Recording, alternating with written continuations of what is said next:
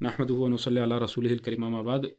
کل کی تاریخ میں ایک میسج موصول ہوا ہے ہماری ایک بہن کی طرف سے جو ہندوستان میں مقیم ہے، شبانہ نام ہے۔ ان نے ایک طلاق کے متعلق مسئلہ پوچھا تھا، جس کے اندر ان نے کچھ صورت ایک بتائی تھی کہ شوہر کے ساتھ جھگڑا ہوا، اور شوہر نے کہا کہ اگر بچوں وغیرہ کی دیکھ بھال نہیں ہوتی تو آپ پہلے اپنے والدین کے گھر پہ چلی جائیں۔ تو کہتی ہیں کہ بعد میں جب غصہ وغیرہ ٹھنڈا ہوا تو میں نے اپنے شوہر سے پوچھا کہ بھائی آپ نے مجھے الفاظ کس لیے کہتے کہ آپ نے طلاق کی نیت کی تھی، کیونکہ میں نے کہیں پہ پڑھا تھا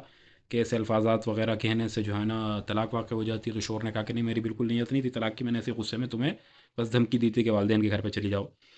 تو اس کے متعلق انہوں نے مجھ سے مسئلہ پوچھا، میں نے انہیں بتا دیا، تو انہوں نے کہا کہ ایک ویڈیو بھی بنا لیں جس میں عوام کو بھی فائدہ ہو جائے گا اور یہ کہ ہمیں بھی اطمینان ہو جائے گا۔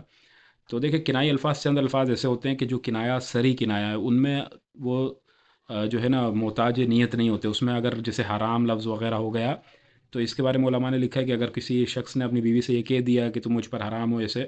تو وہ پھر بغیر نیت کے طلاق واقع ہو جاتی ہے۔ لیکن ان کی اس قسم کے الفاظات کہ چلی جاؤ، آج کے آدمی تمہارا چہرہ نہیں دیکھنا چاہتا، اور اس قسم کے الفاظات جو کہتا ہے انسان، تو تم جو ہے نا میرے لیے غیر ہو چکی ہو، اس قسم کے الفاظات، تو یہ الفاظ جو ہوتے ہیں یہ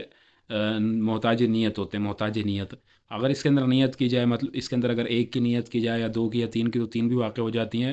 اور اس کا حکم یہ ہوتا ہے کہ جو سری مطلب جو کنایہ الفاظ ہوتے ہیں، کنایہ الفاظ سے جو طلاق دی جاتی ہے، تو اس کا حکم یہ ہوتا ہے کہ وہ جب ثابت ہو جاتے ہیں، صحیح ہو جاتے ہیں، تو اس کا حکم یہ ہے کہ پھر اس سے طلاق بائنہ ثابت ہوتی ہے۔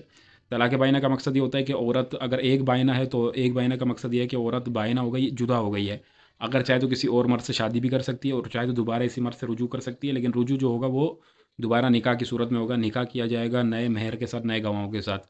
تو بغیر نکاح کے پہلے شوہر کے پاس دوبارہ نہیں آ سکتی ہے، لیکن پھر بھی تین طلاقوں کا حق نہیں ملے گا، حق صرف دو طلاقوں کا ملے گا۔ اسی طرح اگر دو ہوئی ہیں، تو دو کے بعد دوبارہ نکاح کرنا پڑے گا نئے نئے مہر نئے گواہوں کے ساتھ، اور پھر ایک طلاق کا حق رہ جائے گا۔ لیکن اگر تین ہو گئی تو پھر معاملہ بالکل ہی ختم ہو جاتا ہے۔ تو اس میں نیت کی محتاجی ہوتی ہے، اگر نیت انہیں نہیں کی تھی تو طلاق نہیں ہوگی، اس سے طلاق واقع نہیں ہوگی۔ لیکن یہ ہے کہ ان چیزوں میں خیال کرنا چاہیے، شوہروں کو بھی اس قسم کے الفاظات منہ سے نہیں نکالنا چاہیے، کیونکہ اس کے اندر جو ہے نا بہت زیادہ طلاق کے مسائل ایسے ہوتے ہیں کہ جو واقع ہو جاتے ہیں، انسان کو پتہ نہیں ہوتا، اور بسا اوقات نیت بھی ہوتی ہے، بسا اوقات جھگڑا جو ہوتا ہے وہ پیچھے مذاکرہ طلاق وغیرہ ہو رہا ہوتا ہے، تو اس قسم سے جو ہے نا بندہ غصے میں کہہ دیتا ہے، مثال کے طور پہ بیوی کہے کہ بھئی آپ مجھے طلاق دے دو، شوہر کہہ کہ چلی جاؤ، تو اس وقت نیت کی محتاجی نہیں ہوتی ہے، بس اس میں پھر طلاق ہو جاتی ہے۔ تو خیر، یہ پھر عوام کو ان مسائل کا نہیں پتہ ہے، تو لہٰذا اس میں جو ہے نا بہتر یہ کہ احتیاط کیا جائے، غصے وغیرہ کی حالت میں اس قسم کے الفاظات منہ سے نکالنے میں تھوڑا خیال کیا جائے، احتیاط کیا جائے، کیونکہ طلاق ہر حال میں واقع ہو جاتی ہے، غصے وغیرہ میں بھی واقع ہو جاتی ہے۔ اللہ تعالیٰ